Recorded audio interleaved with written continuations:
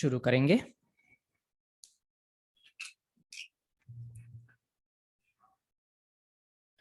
ओम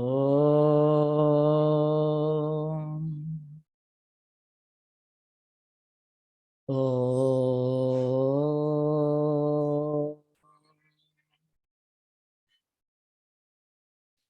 ओम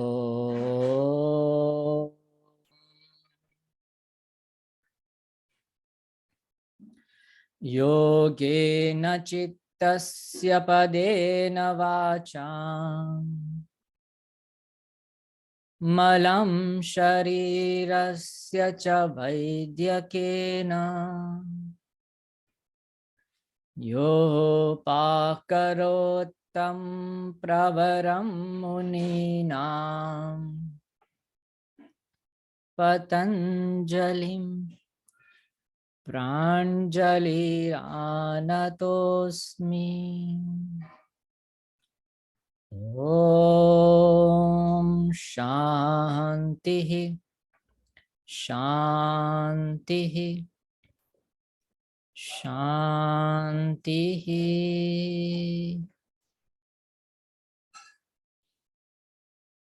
ओम ओम।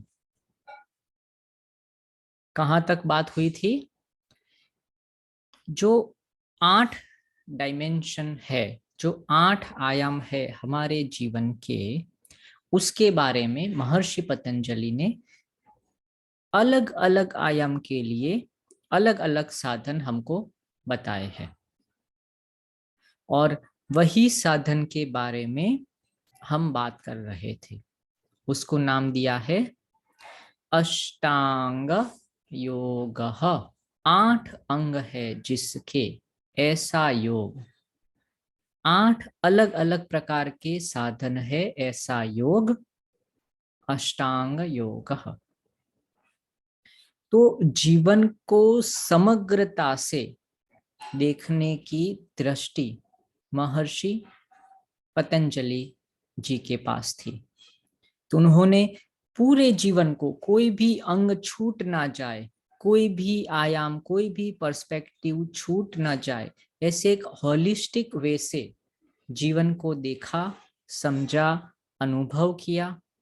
और उसमें जो जो कमियां थी, जो जो दुख थे, जो जो अशुद्धियां थी, उसको कैसे उसी लेवल पर जाकर, उसी आयाम में जाकर दूर की जा सके, ऐसे प्रैक्टिकल टूल्स हमको दिए गए। सोशल डायमेंशन, जहां हम व्यवहारिक जगत में रहते हैं, वहां से शुरू कर कर हमारे स्पिरिचुअल डायमेंशन, आध्यात्मिक जगत को कैसे ठीक कर सके, कैसे अच्छा कर सके, कैसे प्रकाशित कर सके, उसके लिए बहुत बड़ा प्रयत्न किया है पूरी मनुष्य जाति के लिए। तो सामाजिक जीवन को ठीक करना है, ठीक रखना है, हमारे व्यक्तिगत जीवन को भी ठीक रखना है। वहां से शुरू कर कर फिर अपने शरीर को, अपने प्राण को, अपने मन को, अपनी बुद्धि को, अपने भाव को भी कैसे शुद्ध रखा जा सके, और फिर आध्यात्मिक जीवन में प्रवेश करना।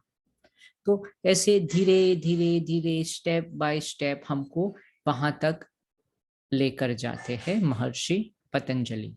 तो जहां हम हैं वहीं से तो शुरुआत करेंगे।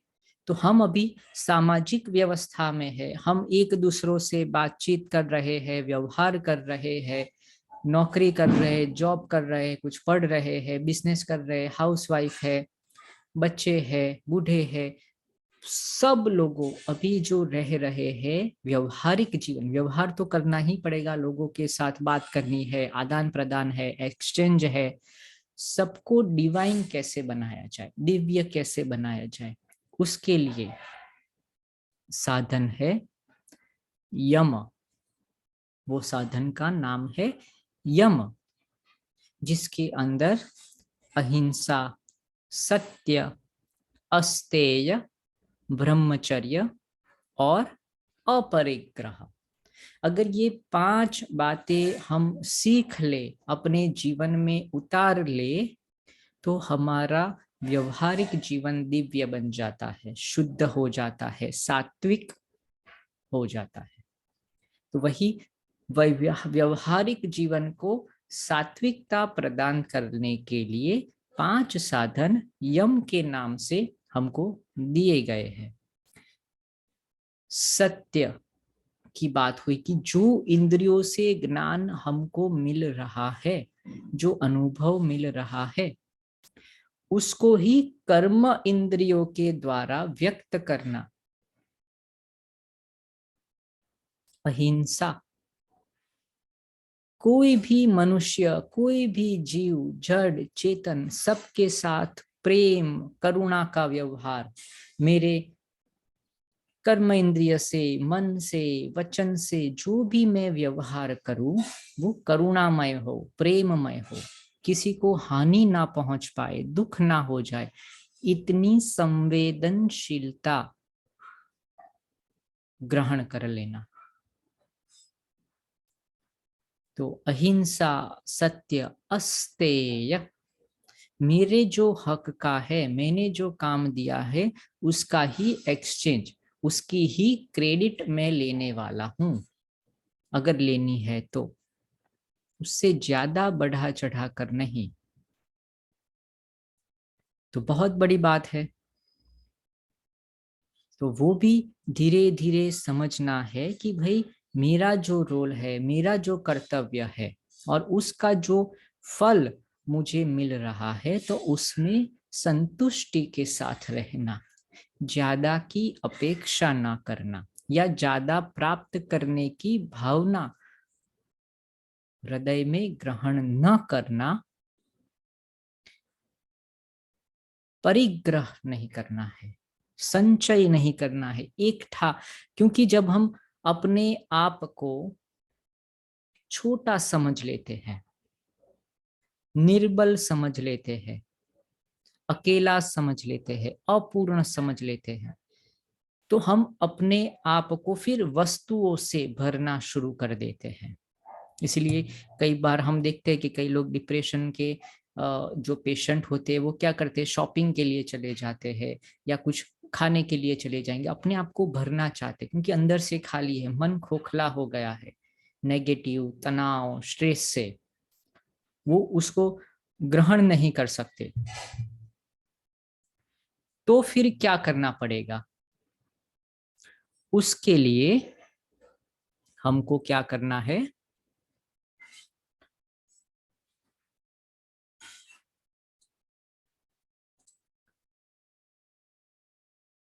तो अपने आप को गलत चीजों से, जो हमारा पार्ट नहीं है, उससे नहीं भरना, वही अपरिग्रह की निशानी है। तो परिग्रह नहीं करना है। Sir sorry to interrupt. तो अपरिग्रह की निशानी है मैं खुद से, खुद में संतुष्ट हो गया, मुझे और कोई चीज की जरूरत नहीं रह जाती है, तो मैं अपरिग्रही अपने आप बन जाता हूं। तो अहिंसा, सत्य, अस्तेय, ब्रह्मचर्य, अपरिग्रह। ब्रह्मचर्य की भी बात हो गई थी कि जो मेरी ऊर्जा है उसको मुझे संयमित करना है, उसको वेस्ट नहीं करना है भोग के लिए, काम के लिए। तो जहां जितनी एनर्जी की जरूरत है उतनी ही देनी है, वेस्ट ना हो जाए, उसको कंजर्व कैसे कर पाए, तो वही एनर्जी हमको आध्यात्मिक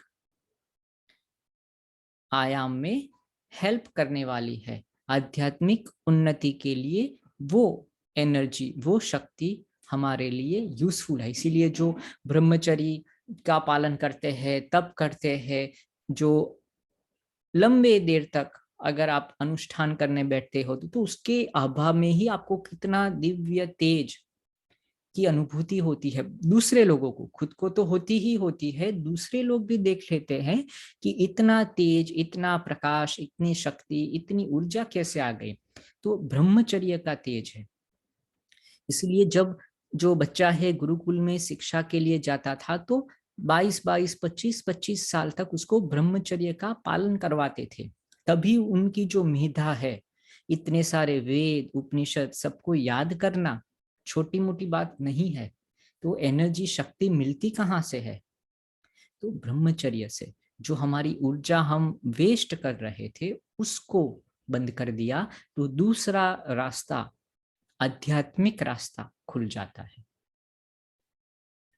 तो अहिंसा, सत्य, अस्तेय, चोरी नहीं करना है। जो मेरे हक में नहीं है उसके ऊपर मेरा गलत हक नहीं जताना है। किसी और की चीज को मैं हड़प लूं, वो भी मैं अपने नाम पे कर दूं, वो भी चीज नहीं करनी है। ठीक है, तो यहां तक हमने बात की थी यम के लिए। ठीक है,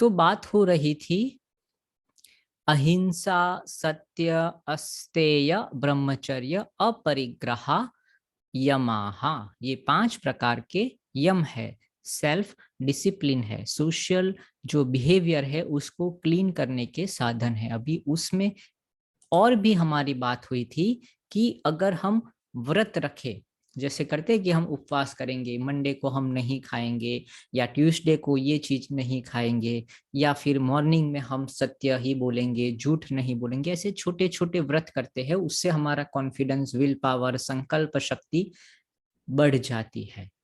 फिर धीरे धीरे क्या करना है? महाव्रत की ओर जाना है। कोई भी जाति, कोई भी देश, कोई भी काल, कभी भी कहीं भी कुछ भी हो जाए, मैं ये चीजों का पालन करने वाला हूँ या पालन करने वाली हूँ। और उसको अनुभव कीजिए। महाव्रत जब हो जाता है, वो प्रचंड ऊर्जा अपने भीतर अनुभूति होनी शुरू हो जाती है। फिर नियम की बात आती है। जो सेल्फ डिसिप्लिन है मेरे इंडिविजुअल लाइफ के लिए। ठीक है, अभी तो क्या था कि मुझे बाहर कैसे व्यवहार करना है, अलग अलग मुखोटे, अलग अलग मास्क पहन के हम बाहर लोगों के साथ सोशल व्यवहार करते रहते हैं। पर जब बात होती है कि भाई मैं अकेला ही हूं, मुझे कोई जज करने वाला बाहर से कोई नहीं है, जैसे पूरी दुनिया में मैं अकेला हूँ, कोई जंगल में सिर्फ मैं अकेला रह रहा हूँ, तो मैं कैसे जीता हूँ? क्या मैं जल्दी उठता हूँ या लेट? क्या खाता हूँ, क्या पीता हूँ, कैसा मेरा व्यक्तिगत जीवन है? तो वो भी अगर शुद्ध करना है, अपलिफ्ट करना है, दिव्य करना है, सात्विक करना है, तो उसके लिए नियम बताए गए। शौच, संतोष, तपः, स्वाध्याय, ईश्वर प्रणिधानानि नियमाः। शौच, संतोष, तपः, स्वाध्याय और ईश्वर प्रणिधान।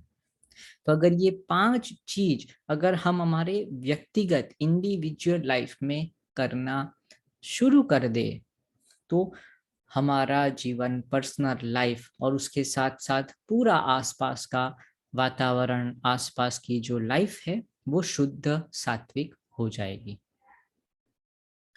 तो ये क्या चीजें हैं? शौच क्या है, संतोष क्या है, तप क्या है, स्वाध्याय क्या है और ईश्वर प्रणिधान क्या है। शौच मतलब क्लीनलीनेस, शुद्धिकरण, शरीर की, मन की, प्राण की, सब जगह से जब हम शुद्धिकरण करते हैं तो शुद्धि की डेफिनेशन क्या होगी कि जैसे कहते हैं कि भाई ये सोना है, 24 कैरेट गोल्ड है, खरा 100% ये शुद्ध है। कैसे पता चलेगा?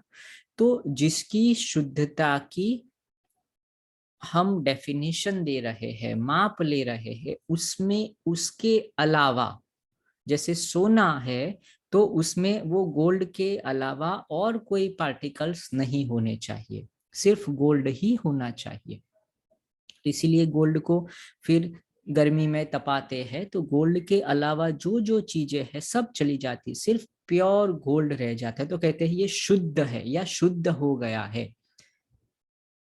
तो अगर गोल्ड के साथ उससे भी महंगी चीज भी हो जाएगी, प्लेटिनम होगा या कोई और धातु भी होगी, तो भी ऐसा नहीं कि वो महंगा है तो उसको भी सोने के साथ ले ले, नहीं, सोना शुद्ध है तो उससे कम या उससे ज्यादा वैल्यू वाली कोई भी चीज नहीं चाहिए।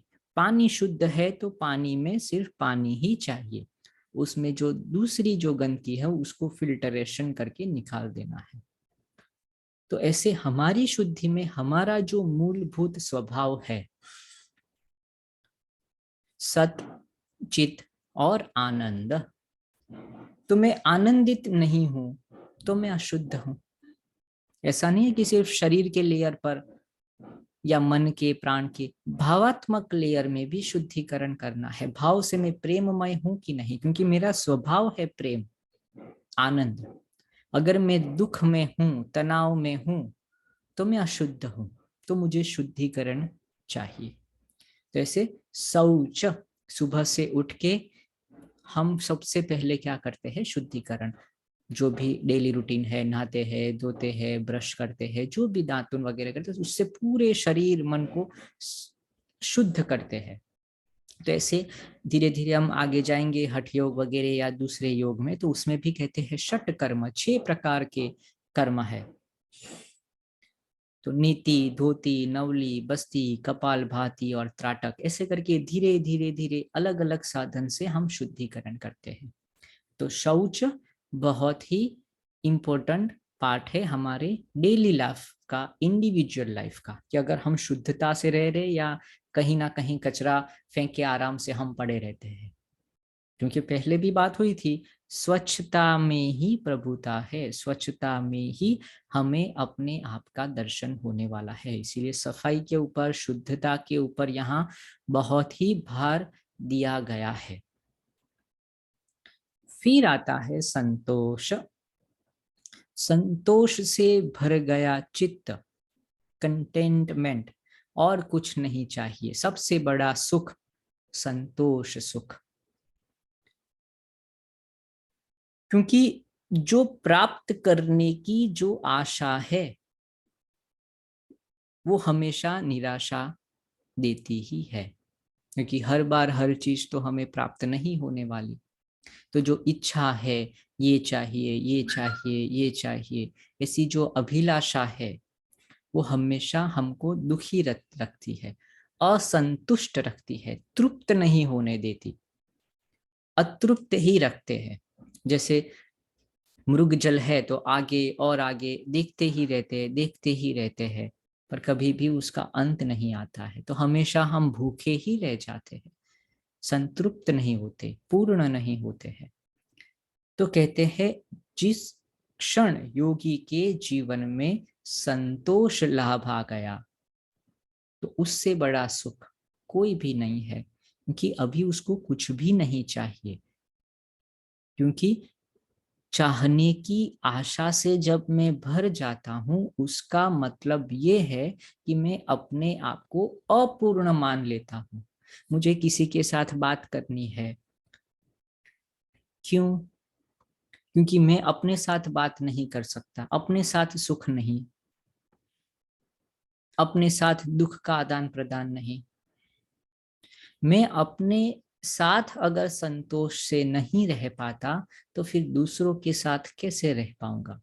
अपने आप को ही मैं एक्सेप्ट नहीं कर पाता। तो यहाँ कहते हैं महर्षि पतंजलि कि अपने आप में ही संतृप्त रहना सीखना चाहिए। तो सारी जो आसपास की जो भी आशाएं हैं, अगर वो धीरे धीरे धीरे कम हो जाए तो अपने आप अंदर का प्रकाश जग जाता है। चाह गई चिंता मिटी, मनवा बेपरवाह, जिनको कछु ना चाहिए वही शहंशाह। तो सब आशा महत्वाकांक्षा से धीरे धीरे धीरे हमें मुक्त होकर संतोष में स्थिर हो जाना है। तो शौच, संतोष, तपह, तप भी सिर्फ शरीर का ना हो, मन का भी तप है, वाणी का भी तप है।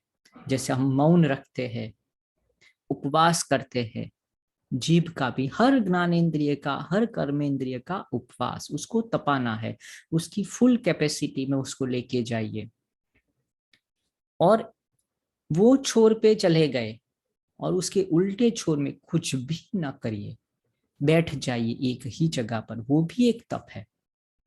शरीर को तपाना है, जैसे सोने को कैसे तपाते हैं, अलग अलग जैसे तत्व को तपाकर उसकी शुद्धता हमको प्राप्त होती है, क्योंकि शुद्धता ही हमारा अल्टीमेट गोल है।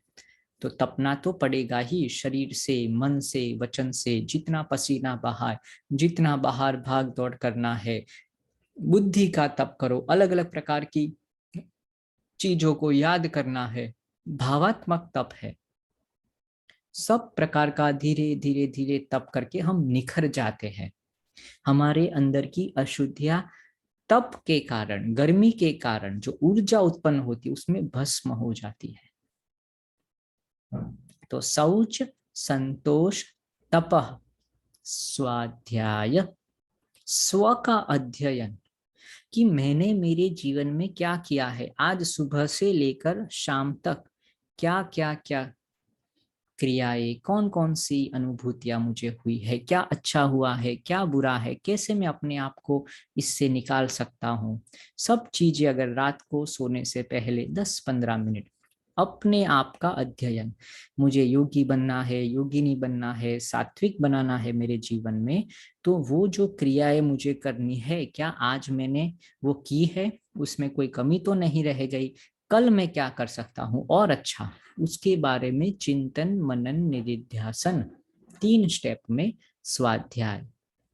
और ये स्व का अध्ययन कैसे होना चाहिए? अपने ग्रंथ में दिए गए एग्जाम्पल के साथ अपने जीवन को चलाना। अच्छे अच्छे महापुरुष, उनकी बायोग्राफी, उनका जीवन चरित्र, और भगवत गीता है, योग सूत्र है, वेद है, उपनिषद है, जो भी हमारे अच्छे ग्रंथ है, उसको अपने जीवन में उतारने का प्रयत्न स्वाध्याय कहलाता है। शौच, संतोष, तपह, स्वाध्याय, और ये सब करने के बाद कर्मण्येवाधिकारस्ते मां फलेषु कदाचन मां कर्म फल हेतुर्भुर। मैंने ये जो कर्म किया है, तप किया है, स्वाध्याय किया है, इतने सारे यम का पालन किया है, नियम का पालन किया है, तो जो मैं वो जो अहंकार है वो फिर से योगी को भारी बना देता है। तो वो ऊपर उसकी गति नहीं होती। तो वो भारीपन को कम करने के लिए, मेरे अहंकार को कम करने के लिए, ये जो भी कर्म हुआ है, इदम न मम, ये मैंने नहीं किया है, मेरे लिए नहीं है, सब ईश्वर को प्रणिधान, ईश्वर को समर्पित, ईश्वर ही मुझे शक्ति देता है ये सब करने की। ईश्वर की बुद्धि से कोई एक दूसरी चेतना है वो मुझे चला रही है, मैं नहीं कर रहा। नहीं तो जब मैं इतने सारे आसन प्राणायाम, मैं सत्यवादी हूँ, मैं अहिंसक हूँ, ऐसी जब बातें भी अगर ज्यादा बारंबार आनी शुरू हो जाती है, मैं बहुत बड़ा ज्ञानी, मुझे ये याद हो गया, वो याद हो गया, तो वो भारी भारी भारी और फिर वो डूब जाता है, तैर नहीं पाता। हमको तो संसार सागर को तैर कर दूसरी ओर जाना है, तो हल्का रहना है। तो हल्का रहने के लिए 3 बार महर्षि पतंजलि ने ये सूत्र दिया है। पहले चैप्टर में भी हमको बताया था और यहाँ भी क्रिया योग में भी बताया। तपः स्वाध्याय ईश्वर प्रणिधानानि क्रिया योगः। और यहाँ भी फिर से उसके ऊपर भाव कि भक्ति के रास्ते में ईश्वर को समर्पित करो, ईश्वर के गुणों को प्रणिधान करो, सब समर्पित कर दो, जब तक हो सकता है करो, फिर छोड़ दो ईश्वर के ऊपर। जैसे बॉलर होता है, अच्छा बॉलर क्या करता है, सब प्रयत्न करता है कि आज तो ये बॉल में उसकी विकेट लेनी ही लेनी है, पर अगर नहीं हो रही तो मायूस नहीं होना है, निराश नहीं होना है। ईश्वर की ऐसी इच्छा होगी, ईश्वर को समर्पित कर दो, फिर से नए तेज नई ऊर्जा के साथ फिर से प्रयत्न करेंगे, फिर से वही एनर्जी के साथ फिर से करेंगे। ये नहीं तो कल, कल नहीं तो परसों, परसों नहीं तो नरसों, ये जन्म नहीं तो दूसरा, दूसरा नहीं तो तीसरा, मिलने ही वाली है अपॉर्चुनिटी। तो अपना 100% तो देना है। ऐसा नहीं कि ईश्वर प्रणिधान तो हम आंखें बंद करके बैठ गए, कुछ करना नहीं, काम करना है। कर्मण्येवाधिकारस्ते मां फलेषु कदाचन, पर कर्म के फल का अधिकारी नहीं होना। फल कैसे मिलने वाला, उसका रिजल्ट कैसे मिलने वाला, वो ईश्वर के ऊपर है। मुझे परीक्षा के लिए तैयारी करनी है, अच्छे से पेपर लिखना है, पर इतने ही मार्क आने चाहिए, वो तो जो परीक्षक है वो जज करेगा, कंपेरेटिव एनालिसिस करेगा, सब कुछ, फिर मार्क मिलेगा। तो वो मैंने इतना काम किया है तो मुझे इतना तो सैलरी मिलना चाहिए, मैंने इतना काम किया तो ये तो मुझे होना ही चाहिए, वो सबसे छुटकारा ईश्वर प्रणिधान। तो ये 5 नियम हो गए मेरे व्यक्तिगत जीवन को सुधारने के लिए। फिर कहते हैं अगर ये यम और नियम का पालन करते करते मेरे अंदर कोई नेगेटिव थॉट्स आए या बाहर से कोई करे, कैसी पागल, कोई करता है सत्य, कौन बोलता है, कौन अहिंसा का पालन करता है ये जन्म में, कलयुग में। तो ऐसे थॉट प्रोसेस आएंगे, लोग बोलना शुरू करेंगे आपका तेज देखकर, आपकी शक्ति से प्रभावित होकर, आपको भी नीचे की ओर उनकी कम्युनिटी में रखने के लिए। जैसे गुरुत्वाकर्षण बल हमेशा खींचता रहता है, ऐसे समाज का प्रेशर हमको नीचे की ओर लेकर जाएगा। तो तब क्या करना है, उसके भी उपाय महर्षि पतंजलि हमको देते हैं। वितर्क बांधने, जब तर्क नहीं वितर्क हो जाए, ऐसे थॉट प्रोसेस आ जाए नेगेटिव, जो सकारात्मक नहीं है, आगे नहीं जाने देते, आध्यात्मिक रास्ते में रुकावट करते हैं, तो क्या करना है, तो कहते हैं प्रतिपक्ष भावनम, पॉजिटिव थॉट्स शुरू करो। कहता है इतना जल्दी कौन उठता है सुबह, आराम से सो जाओ। तो प्रतिपक्ष कि जो सोता है उसकी जिंदगी भी सो जाती है, आगे नहीं बढ़ता है, मुझे जल्दी उठना है, आगे बढ़ना है। तो जैसे ही नेगेटिव थॉट्स आए पॉजिटिव थॉट्स, जैसे नकारात्मक सकारात्मक, ऐसे बैलेंस करके धीरे धीरे धीरे धीरे आगे बढ़ना है। ऐसा नहीं है कि ये रास्ता एक बार आपने तय कर दिया आगे जाते ही रहेंगे, ऐसे बहुत सारे गड्ढे आएंगे, ऐसे बहुत सारे इश्यूज आएंगे। तो उसको बैलेंस करना है पॉजिटिव के साथ, अपने मूड को, अपने भावात्मक को प्रेम से करुणा से फिर से अपलिफ्ट कर देना है, बारंबार बारंबार।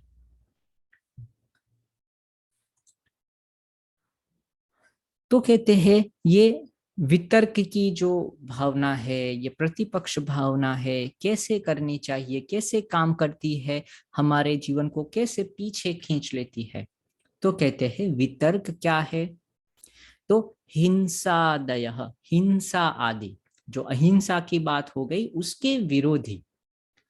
जैसे अहिंसा अगर करनी है तो तुरंत ही अंदर से हिंसा के भाव प्रभावी हो जाते हैं। जब हम संकल्प करते हैं कि मैं हिंसा का पालन करने वाला हूं या पालन करने वाली हूं, तुरंत ही इतने सारे अपने आप हिंसा के थॉट प्रोसेस आना शुरू हो जाते हैं। वो नॉर्मल है, क्योंकि हम उसके ऊपर तराप मार रहे हैं। तो दुश्मन सबसे पहले क्या करता है, अपनी पूरी फौज लेके आ जाता है। आपने कभी सोचा भी नहीं होगा, पर एक छोटा सा आप संकल्प कर लो, दृढ़ संकल्प, कि मैं आज मेरे मन, वचन, वाणी, शरीर, काया, किसी से भी हिंसा नहीं करने वाला हूं, चाहे कुछ भी हो जाए। मेरा खुद का जीवन क्यों ना चला जाए, मैं हिंसा नहीं करूंगा। ऐसे दृढ़ संकल्प से हम भर जाते हैं तो अपने आप ऐसे विरोधी विचार आने शुरू हो जाते हैं। इसको मार दो, उसने ये किया है, ये किया है, उसको परेशान करो, इतने सारे थॉट प्रोसेस से हमारा मन भर जाएगा। क्योंकि वो कुदरत का नियम है। जैसे ही आप एक जगह से थोड़े सेंटीमीटर, थोड़े ज्यादा फीट ऊपर उड़ना शुरू कर देते हैं, पृथ्वी का गुरुत्वाकर्षण बल, खिंचाव बहुत गुना बढ़ जाता है अपने आप। तो डिपेंड होता है कितनी हाइट पर आप जाते हो। जितनी ज्यादा हाइट पे जाते हो उतना खिंचाव भी बढ़ जाता है। इतना खिंचाव आपने पहले अनुभव नहीं किया है, हम चलते रहते, इसलिए हमको पता ही नहीं है कि गुरुत्वाकर्षण बल भी होता है। जब उड़ना शुरू कर देते हैं, अध्यात्म में आगे बढ़ना शुरू करते हैं, तब ये जो सामाजिक, दुर्व्यवहारिक, वितर्क वाली जो थॉट प्रोसेस है वो बढ़ जाती है। तो ऐसे हिंसा के, असत्य के, जो भी हमारे 10 प्रचार, असौच के, अस्वाध्याय की ऐसी पुस्तकें पढ़ना जो हमारे लिए अच्छी नहीं है, ऐसे थॉट प्रोसेस आएंगे तो वितर्क हो जाएगा अपना मन। बुद्धि जो है वो विपरीतीकरण में चली जाती है। सात्विकता के संकल्प लेते ही तमस अपना स्वरूप प्रकट कर देता है, जड़ता, अज्ञान, अविद्या। तो उससे कैसे बचा जा सके? पहले तो ये होता क्या है, तो कहते हैं वितर्क क्या है, हिंसादयः कृतकारितानुमोदिता। कृत कारिता, कारिता या अनुमोदिता, 3 प्रकार से हम कर्म करते हैं। खुद करते हैं, किसी के सहयोग से करते हैं, या कोई कर रहा है उसका हम अनुमोदन कर रहे हैं, उसका सपोर्ट कर रहे हैं, हाँ भाई ऐसा करो, कोई बात नहीं, मैं बैठा हूं ना, कर लो, कोई बात नहीं। तो ऐसे 3 प्रकार से हम हिंसा आदि ऐसे करते, तो खुद करना शुरू कर देते हैं, या फिर दूसरा कर रहा है उसको हम सपोर्ट करते हैं, या उसके साथ खड़े रहकर दोनों साथ में करते हैं, या फिर इनडायरेक्टली सपोर्ट करना शुरू कर देते हैं। जैसे कि भाई मैं तो किसी की हत्या नहीं करता, पशु की हत्या नहीं करता, पर मैं खुद तो नॉन वेज खाता हूं, तो उसका क्या मतलब, आप इनडायरेक्टली तो जीव की हत्या के सहभागी हो गए, क्योंकि आपके लिए ही तो वो जीव की हत्या करते हैं, आपने ही तो डिमांड क्रिएट किया है, इसीलिए ये सप्लाई हो रही है।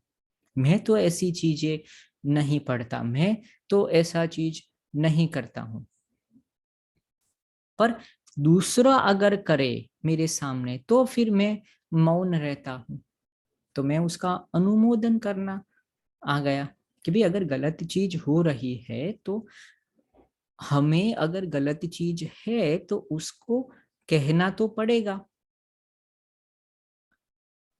तो ऐसे कृतकारिता अनुमोदिता, वितर्क, फिर लोभ, क्रोध और मोह उसके साथ पूर्व का, और उसमें भी मात्रा होती है, मृदु है, मध्यम है, या अधिक मात्रा में ऐसे चीज अपने आप आती है, या हम उसको करना शुरू कर देते हैं। ऐसे बहुत बड़ी सेना हमारे सामने आकर खड़ी हो जाती है, और वो क्या करती है, दुख अज्ञान अनंत फलाहा, ये जो है वो दुख देने वाली है, अज्ञान देने वाली है, पीड़ा देने वाली है, अनंत फल देने वाली है।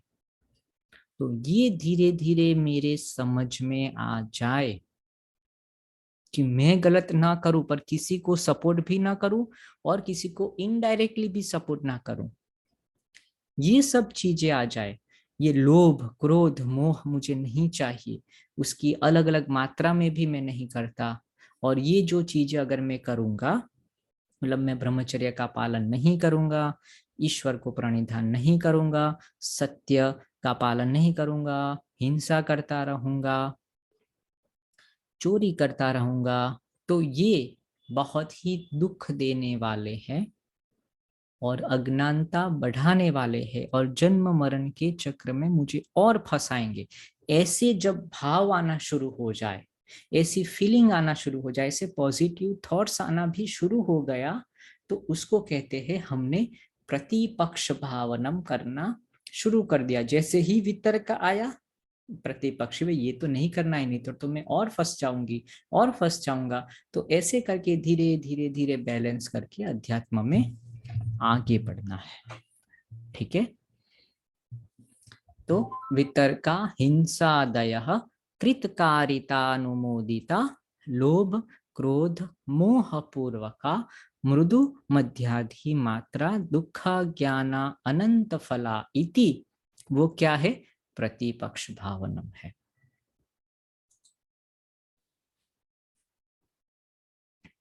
फिर क्या आता है कि जो यम हमने सीखा है, क्योंकि हमने बताया ना कि ये जो थर्ड कैटेगरी के जो स्टूडेंट है वो बहुत ज्यादा साइंटिफिक है, बहुत डिटेलिंग उनको चाहिए कि भाई मैं बोलूँ कि सुबह जल्दी उठना है, तो क्यों सुबह जल्दी उठना है, उससे क्या फायदा होगा? बोलते कि यम करना है, अच्छी बात है। तो ये अच्छी बात है नहीं, मुझे स्पेसिफिक बताओ उसका फायदा क्या है, तो मैं उसको मानूंगा, मैं पहले अनुभव करूंगा, तो बताओ क्या होने वाला है। तो अहिंसा, सत्य, अस्तेय, ब्रह्मचर्य, अपरिग्रह, शौच, संतोष, तपः, स्वाध्याय, ईश्वर प्रणय, ये यम नियम तो बता दिए, उसके फायदे दिखाओ तो ही मैं मोटिवेट होता हूँ। आपको किसी को बोलना है कि ये काम करो ये करो, बोलते नहीं सैलरी कितने मिलने वाली है, क्या मिलने वाला है, मूल्य क्या है, तो मैं काम करूं। तो वो ऐसे प्रकार के लोग, उनको मोटिवेशन चाहिए, इंस्पिरेशन चाहिए, आगे बढ़ने के लिए कुछ तो फोर्स चाहिए एक्सटर्नली। तो फिर उनके लिए कहा है कि ये चीजें आपको मिलेगी। तो अहिंसा प्रतिष्ठायाम तत्सन्निधौ वैरत्यागः, कि मुझे अहिंसा में मैं प्रतिष्ठित हो गया, अहिंसा मैंने साध ली, 1 साल 2 साल 4 साल 5 साल, बोलते कि अभी मैं उसमें परिपक्व हो गया। कैसे पता चला, कैसे पता चलेगा? तो कहते हैं कि जब आप पूर्ण अहिंसा में महाव्रत में प्रतिष्ठित हो जाते हो, प्राप्त कर लेते हो, वो गुण आपका ही गुण बन जाता है, तो आपके आसपास के वातावरण में आसपास के जो जीव है, जो हिंसा से ग्रसित है, वो भी हिंसा त्याग देते हैं। जैसे कई बार हमने देखे ऐसे साधु महात्मा जंगल में रहते हैं, आराम से कुछ नहीं करते, आसपास से जंगली जानवर जाते हैं पर वो उनको हानि नहीं करते हैं, क्योंकि उनकी ओरा ही ऐसी है कि वो गुस्सा क्रोध वैर करना मारना वो सब नहीं कर पाती, उतनी अहिंसक ओरा उनकी बन जाती है, ऐसी एनर्जी ऐसी फ्रीक्वेंसी में वो चले जाते हैं, और वो इतनी बड़ी हो जाती है कि जहां जहां जाते उसके आसपास के लोगों को भी प्रभावित कर देते हैं। कई लोग हैं अभी भी, अभी लायन मैन करके एक डॉक्यूमेंट्री देख रहा था, वो शेर के साथ वहीं रहता है, कुछ नहीं करते, दूसरे लोग हैं तो खा जाएंगे, पर वो जो है उसको कोई कुछ नहीं करता। वो अहिंसा से निर्भय हो गया, कोई भय ही नहीं है, प्रेम से करुणा से एकात्म हो गया, उनके जैसा ही हो गया।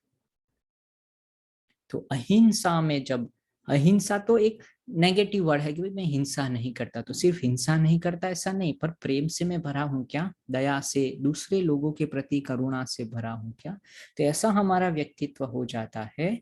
तो आसपास के लोग में भी वही भाव प्रस्फुरित हो जाता है, अपना क्रोध वैर सब कुछ त्याग कर हमसे प्रेम से मिलते हैं। तो वो उसकी एक निशानी है, बेंचमार्क है कि मैं अहिंसा का अगर अच्छे से पालन करूं तो आसपास के लोग भी अहिंसक हो ही जाएंगे। सत्य का पालन करो तो सत्य प्रतिष्ठायाम क्रिया फलाश्रयत्वम।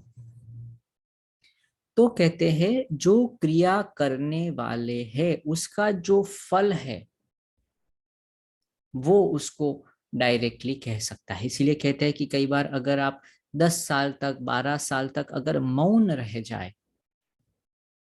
कई ऐसे प्रयोग किए हैं, अगर मौन रह जाए तो आप असत्य नहीं कहते, सत्य ही कहेंगे। तो जब मौन में चले जाते हो, तो जब मौन से आप बाहर आते हो 10-12 साल के बाद, तो आप जो भी कहोगे वो सत्य हो जाएगा। जो शब्द, जो क्रिया, जो घटना कहोगे वो सत्य हो जाएगी, क्योंकि आप सत्य में प्रतिष्ठित, आप ही सत्य बन गए। तो आप जो बोलोगे वही ब्रह्म सत्य, वही कुदरत का निर्माण, ऐसा ही होगा। इसीलिए कई साधु संत को देखते हैं कि हाँ भाई तुम्हें ये मिल जाएगा या तुम्हारा भला होगा, हो जाता है। वो अपने आप कुदरत का नियम है कि आप अभी सत्य के साथ एक रूप हो गए। जैसे बात हुई थी त्रिपुटी थी, तो उसमें सानिध्य, सामीप्य और सारूप्य, पहले सत्य के साथ हम निकट जाते हैं, फिर सत्य के साथ जुड़ जाते हैं, और फिर तीसरे चरण में मैं और सत्य दो अलग नहीं रहता, मैं ही सत्य बन जाता हूं। वैसे सत्यवादी राजा हरिश्चंद्र, ऐसे कैसे कितने लोग हो गए, सत्य का आश्रय लेके खुद सत्य ही बन गए। तो जो है वो वैसा उनको दिखने लगा, सत्य ही दिखने लगा, डायरेक्ट परसेप्शन। तो वो जो बोलेंगे करेंगे वही होगा, या वो सत्य ही करेंगे, दोनों तरफ है। तो वो पता चल जाएगा आपको, अगर उसका पालन करके आप जीवन व्यतीत करते हैं। महाव्रत की बात रही, छोटे मोटे सत्य नहीं। और ये सिर्फ व्यवहारिक सत्य की बात नहीं रहती है, वो आध्यात्मिक सत्य हो जाता है। तो जो दृष्टा और दृश्य है, प्रकृति और पुरुष है, आत्मा है, मैं कौन हूं, सब अनुभूति के स्तर में सत्य जो जैसा है वैसा ही दिखता है। अगर हम असत्य के लेवल पर खड़े हैं तो हमको सब असत्य ही मिलने वाला है। क्योंकि अगर हम स्वप्न जगत में है तो स्वप्न की दुनिया ही दिखाई देने वाली है। जागृत लोगों की दुनिया देखने के लिए हमको जागृत होना पड़ेगा। सत्य की दुनिया देखने के लिए, ईश्वर की दुनिया देखने के लिए हमको भी सत्यवान होना पड़ेगा, तो ही वो दिखेगा। तो अपने आप को ही अपलिफ्ट करने की ये विद्या है, ये साधन है। वो तो है ही वहां पर, वो तो चोटी के ऊपर तो मंदिर है, पर आपको नीचे खड़े हो तो आपको नहीं दिखेगा। वो मंदिर की अनुभूति करने के लिए आपको भी वहां तक पहुंचना पड़ेगा, ऊपर उठना पड़ेगा। तो सत्य सबसे ऊपर है, तो आपको ऊपर उठना पड़ेगा। आपको अभी सत्य नीचे आएगा, तो फिर सत्य अगर नीचे आया, असत्य में घुल गया, तो फिर वो सत्य सत्य ना रहा, असत्य होगा। पुरुष को बोलेंगे कि प्रकृति के अंदर प्रवेश करो, तो पुरुष पुरुष ना होकर प्रकृति हो जाएगा। तो दृष्टा को देखने के लिए खुद दृष्टा के लेवल पर जाना है। सत्य को प्राप्त करने के लिए, अनुभव करने के लिए खुद सत्यवान बनना शुरू कर देना है। तो फिर क्रियाफलाश्रयत्वम, अहिंसा, सत्य, अस्तेय, चोरी नहीं करना, मुझे कुछ नहीं चाहिए, जिसका जो धन है, जो जिसका अधिकारी है, वो मुझे उसमें कुछ लेने की जिज्ञासा ही नहीं है। तो फिर क्या हो जाएगा, अगर उसमें हम प्रतिष्ठित हो गए तो सर्व रत्नों उपस्थानम, आपके आसपास सब जो चीजें है वो दिखाई देगी। आपको कोई चीज ढक कर क्यों रखी है? क्योंकि उसको उस चीज से डर है कि ये तो मेरी चोरी कर लेगा। अगर कोई चोर है तो ही आप ताला लगाओगे।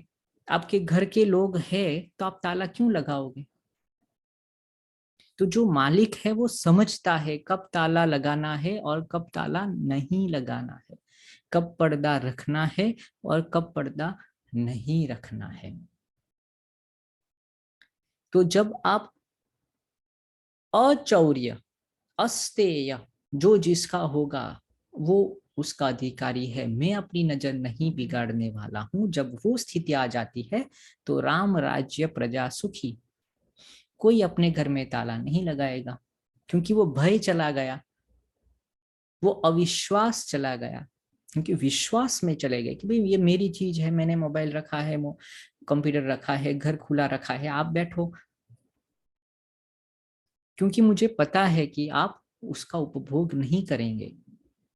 तो विश्वास आ जाता है। तो जब ईश्वर को आपके ऊपर विश्वास हो जाता है, अभी तक छुपा के रखा है, क्यों? क्योंकि जो लोगों को मेहनत करके अलग अलग रास्तों से उसको वहां तक पहुंचना है, वो उसका प्राप्तिकरण, वो सब उसने संसार की लीला बनाई है।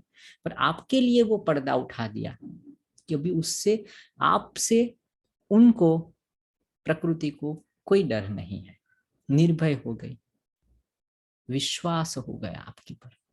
आप ध्यान रखो, चौकीदार किसको रखेंगे? चोर को थोड़ी रखेंगे, जो सबसे विश्वासु है उसको ही तो वो जवाबदारी देंगे।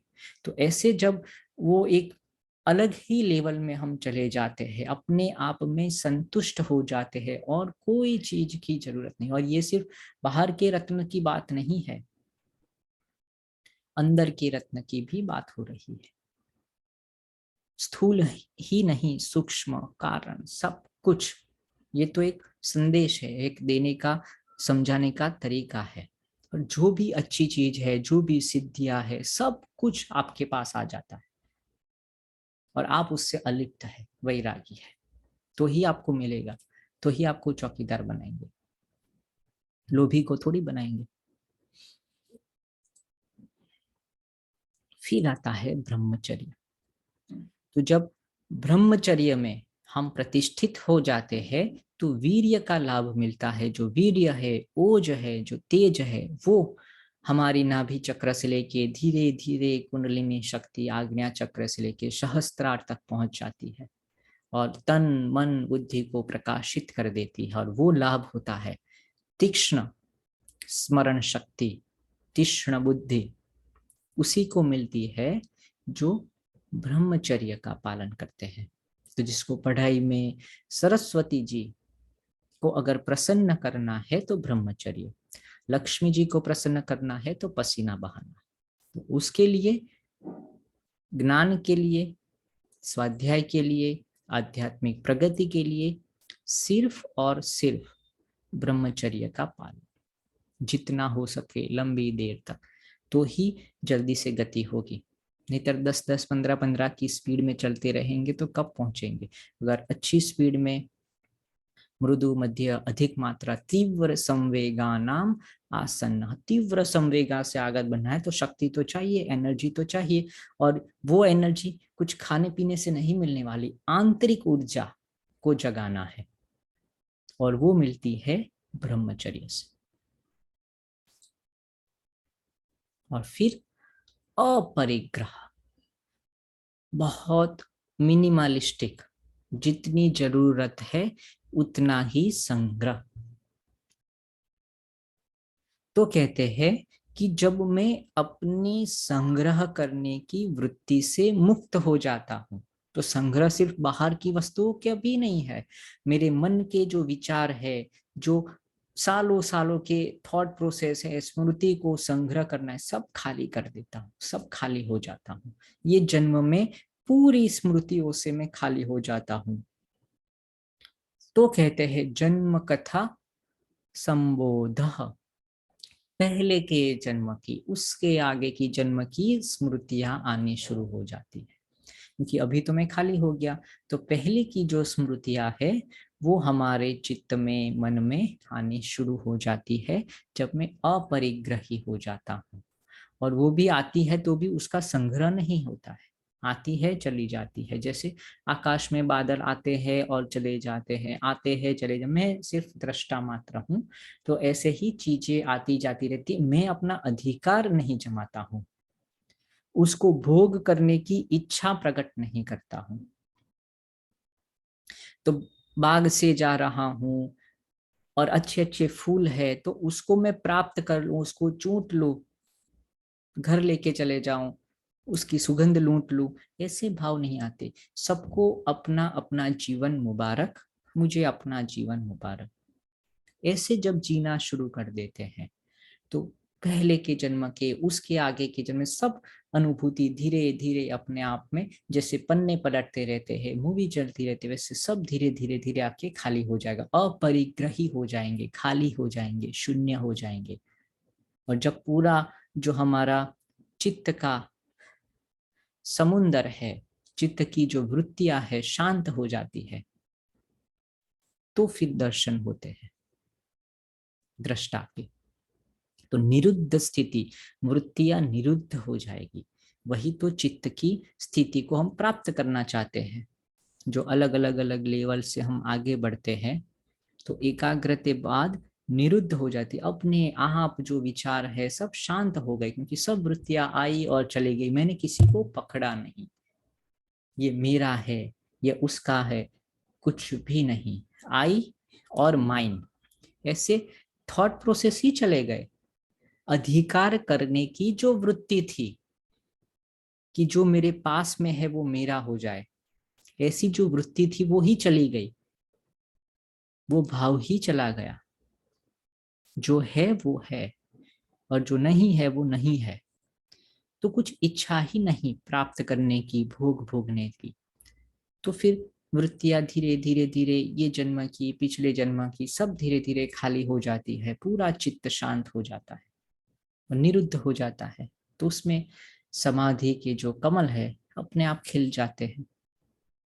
दृष्टा जो है अपने आप को देख लेता है, क्योंकि पूरा सरोवर है शांत हो गया, शुद्ध हो गया, तो अपना प्रतिबिंब देखेगा।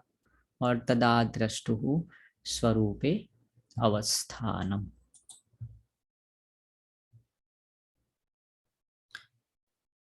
फिर नियम की बात आती है कि भाई नियम के क्या क्या फल है, तो वो हम अभी नेक्स्ट वीक तक लेंगे। अभी तक हमने समझा है यम, कौन कौन से यम है, और जो 5 यम है उसको अगर हम धीरे धीरे धीरे पालन करना, अनुभव करना सीख ले तो उसके क्या परिणाम हो सकते हैं वो हमने सीखा। तो यहाँ तक हम रखते हैं। कोई प्रश्न है तो पूछ सकते हैं।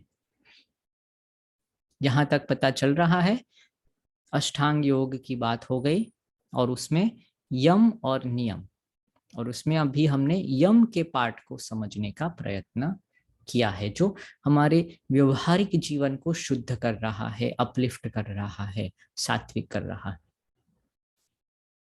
ओके, तो कोई प्रश्न है तो पूछिए, नहीं तो फिर हम ध्यान में आगे बढ़ेंगे। क्लियर हो रहा है?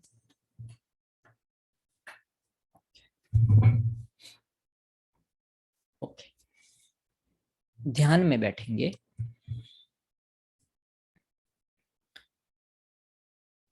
आंखें बंद करेंगे, आंखें बंद,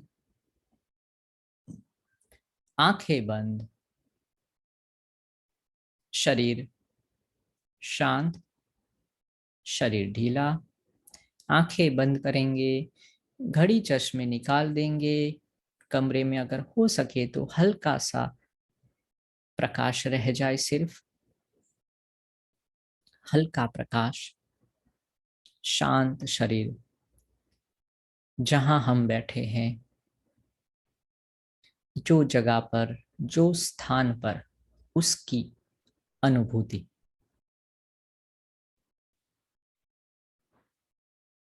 आसपास के वातावरण के प्रति सजग हो जाएंगे।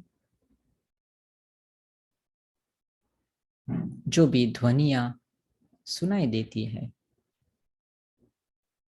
साक्षी भाव से उसको अनुभव करना है।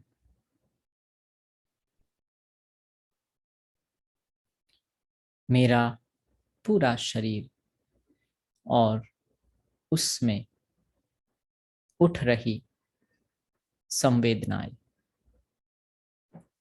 जो भी संवेदनाएं अनुभव हो रही है, उसके प्रति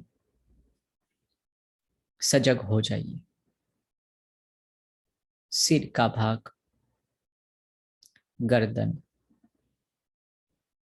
दोनों कंधे, दोनों हाथ, छाती का भाग, पेट का भाग, पूरी पीठ, पूरी पीठ, कमर, कमर के नीचे के भाग, दोनों पैर, दोनों पैर, पूरा शरीर और उसमें होने वाली संवेदनाएं। गर्मी लग रही है, ठंडी लग रही है, हल्की सी झंझनाहट है, हृदय के धबकने की, ब्लड के सर्कुलेशन की, शरीर के कोई अंग में हल्की सी पीड़ा की, कोई भी अनुभूति सिर्फ साक्षी भाव से, समता भरे चित्त से अनुभव करना है। पूरा शरीर, पूरा शरीर, सिर्फ संवेदनाएं ही संवेदनाएं, राग और द्वेष के बगैर सिर्फ संवेदना की अनुभूति, पूरे शरीर में होने वाली संवेदनाएं, पूरे शरीर में होने वाली संवेदनाएं। अभी धीरे धीरे कपाल के भाग पर संवेदना की अनुभूति करनी है।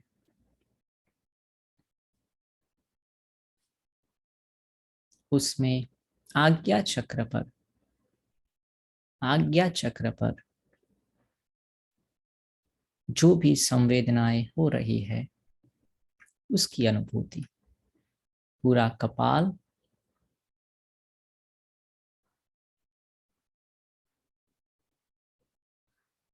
और उसमें होने वाली संवेदनाएं, संवेदनाएं, गरम, ठंडा, हल्की सी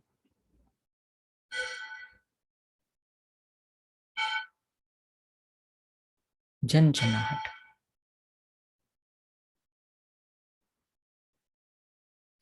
आज मैंने मेरे व्यवहारिक सोशल लाइफ को कैसे जीना है उसके बहुत अच्छे साधन महर्षि पतंजलि द्वारा यम के नाम से सुने हैं, और उसकी अनुभूति, उसके अंतिम परिणाम को भी समझने का प्रयत्न किया। अहिंसा, सत्य, अस्तेय, ब्रह्मचर्य, अपरिग्रह, यमाहा, तो वही 5 यम मेरे जीवन के मूल आधार बन जाए, ऐसे संकल्प आज से ही कैसे उनका पालन कर पाऊं। भले आधा घंटा, 1 घंटा, कोई भी समय निश्चित करके धीरे धीरे धीरे उसके पालन में, उसकी अनुभूति में मेरा जीवन प्रस्फुरित हो जाए, पल्लवित हो जाए, ऐसा प्रयत्न, ऐसा संकल्प आज कर रहा हूं। यम के द्वारा जीवन को उन्नत बनाने का शुभ संकल्प, तन्मे मनः शिव संकल्पमस्तु। वो शिव है, वो श्रेष्ठ है। ऐसे संकल्प में मेरे जीवन में सात्विकता का प्रादुर्भाव, सत्य जो है वो है और जो नहीं है वो नहीं है। इतना सिंपल सरल जीवन मैं बनाना चाहता हूं। अहिंसा, लोगों के प्रति, आसपास के, परिवार के, मित्र वर्तुल में सबके प्रति प्रेम और करुणा से मेरा हृदय भर गया। अस्तेय, जो मेरे अधिकार के क्षेत्र में नहीं है उसमें प्रविष्ट नहीं होना। ब्रह्मचर्य का पालन बहुत ही मूलभूत ऊर्जा को संयमित करके आध्यात्मिक चेतना को जगा देना।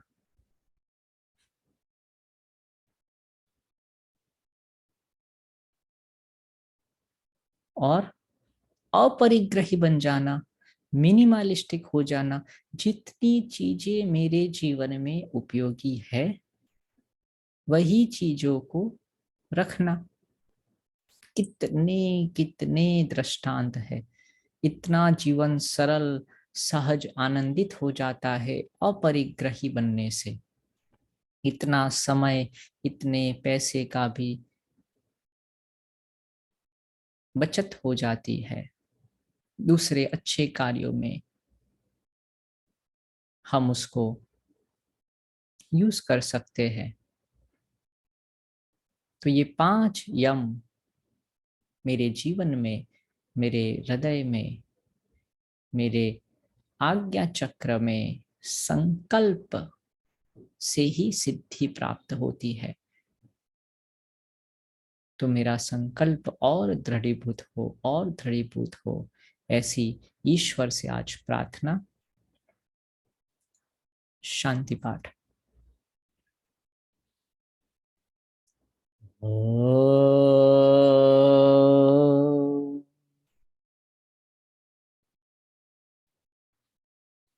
ओम।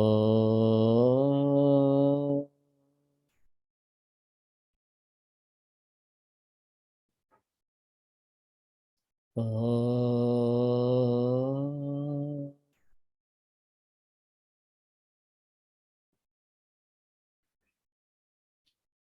असतो मा सद्गमय तमसो मा ज्योतिर्गमय मृत्योर्मा अमृतं गमय। ओम शांति शांति शांति।